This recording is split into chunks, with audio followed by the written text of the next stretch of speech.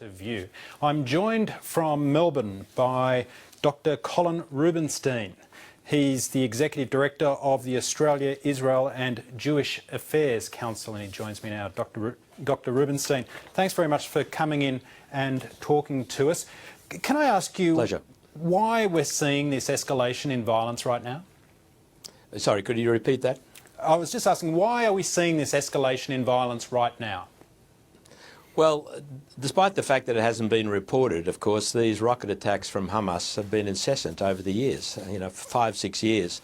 In the last year alone, we've had 1,000 rocket attacks, and in the last week, 200. And why we've seen the recent escalation is because Israel's almost limitless restraint gave way in the situation where their military jeeps were attacked on the border of Gaza, the underground explosions, mortar attacks. Enough was enough. And so they have duly exercised the responsibility of any sovereign government, which is to protect its people. Over 1 million people in bunkers at the drop of a hat repeatedly is not something any democratic government can entertain. And no Australian government would ever do that. And so their objective is simply to stop this rocket attack from the Hamas government, which, remember, is a proscribed terrorist organisation, according to our government, the Australian government, not just Israel's or the United States, Europeans and others, bent quite openly, very explicitly, according to his Islamist charter, to destroy Israel. How deadly have those Hamas rocket attacks been?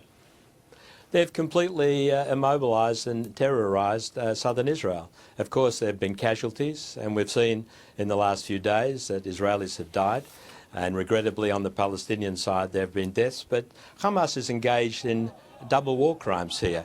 Firstly, it's indiscriminately targeting the whole of the Israeli civilian population. That is an absolute war crime. And at the same time, of course, there are the innocent Palestinian victims of Hamas, who are using their own civilians as shields, as camouflage for rocket launches, for assembling and storing weapons. They do it in civilian areas, as civilian shields. They misuse, abuse their own people.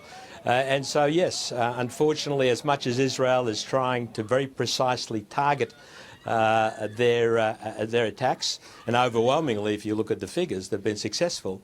Nonetheless, there are several civilian casualties, and every one of those casualties is, of course, highly regrettable. But the moral responsibility lays completely with Hamas for this situation. If I can just jump in on you there, can I just ask you, though, again, just what has been the level of casualties from those Hamas rocket attacks up to this week? Because one of the terms that's often used in the debate surrounding this conflict is that term of asymmetrical warfare, which is basically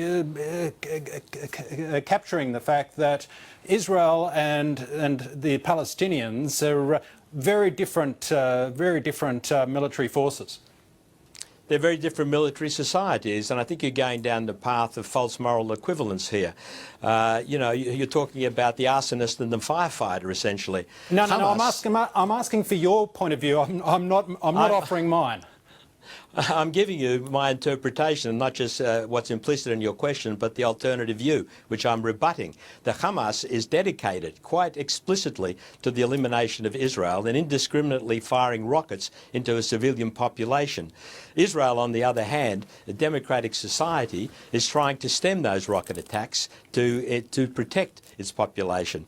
And on the one hand, you have terrorism, which of course is now merging into outright warfare. And what we've seen in the last 24 hours is the escalation by Hamas in that they've shot rockets into the suburbs of Tel Aviv, as your news report correctly just showed us. This strategically escalates the level of combat here, and that is why Israel, of course, is assembling the possibility of a ground attack to not only stop those rocket attacks, but of course at the end of the day to stop them permanently.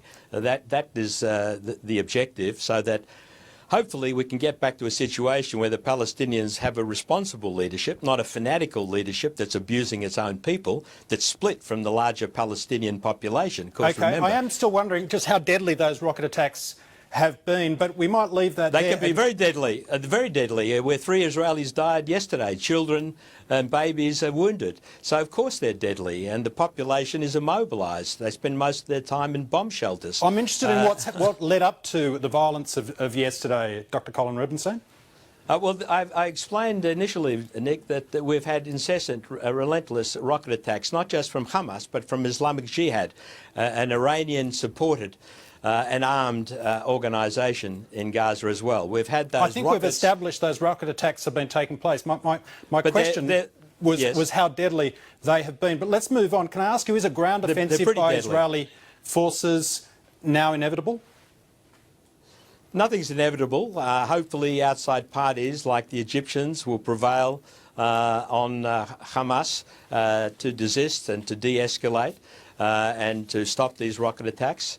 Nothing's inevitable, but as we sit here today, the possibilities of winding down in the near future don't look terribly good, I think, to the detriment of all the parties. What's the potential for this to spread into the wider regional conflict that has been feared by so many since the Arab Spring set off that chain of events, which has really altered, for better or worse, that delicate balance that exists in the Middle East? Well, it is a very turbulent and volatile broader Middle East, and we've seen the emergence of Islamist governments in Egypt, for example.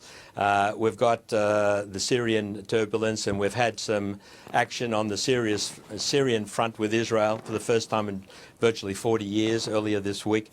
And of course, there we have sitting in Lebanon the Iranian-armed Hezbollah with 50,000 missiles, perfectly able to fire those missiles into Israel.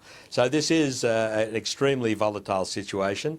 I don't think it's certainly in the interests of the Israeli government to escalate this. I don't think it's certainly in the interest of the Palestinian people in general for there to be an escalation. And one would hope that the new Egyptian government will take a deep breath and also exercise restraint on Hamas, which is increasingly coming under its wing as a fellow Muslim Brotherhood organisation and government.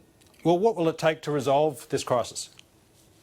I think Israel has demonstrated its will and sharpened its deterrent profile vis-à-vis Hamas. But what's heartening, of course, is the international community, that is the United States, President Obama, the Europeans, and of course very strong bipartisan support in Australia, calling for Hamas to desist, putting the blame quite correctly on Hamas for this current escalation, and pointing out that Israel has an absolute right and necessity to defend its citizens from these indiscriminate attacks. Hopefully those calls will prevail. I think there's an element of Hamas testing the waters with the re-election of President Obama.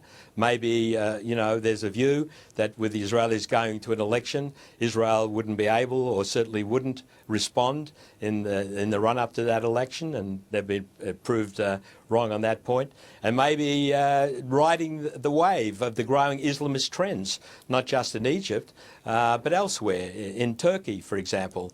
Qatar is a country that's throwing its weight behind Hamas. And of course, there's always Iran lurking in the background.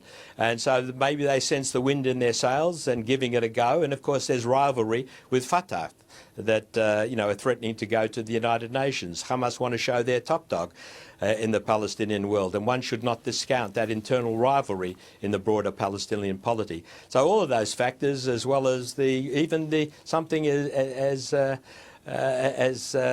crude as the tunnels supplying weapons into Gaza. The Egyptians are threatening to maybe shut those down. That's not something that Hamas wants. And I would add that, of course, we absolutely see the reason here for Israel imposing a weapons blockade in recent years. It's to prevent those lethal rockets coming into Gaza, which will ultimately be used in attacks on Israel, as we're seeing over the last week. They do have the capacity there, and of course what's extremely dangerous is they have more sophisticated weapons now, the Al-Fajrs and the Grads, which goes to your point as to how dangerous this situation and these rockets can be. The answer is extremely dangerous. All right, Dr. Colin Rubenstein, we will have to leave it there. Thank you very much for your time. Thanks, Nick.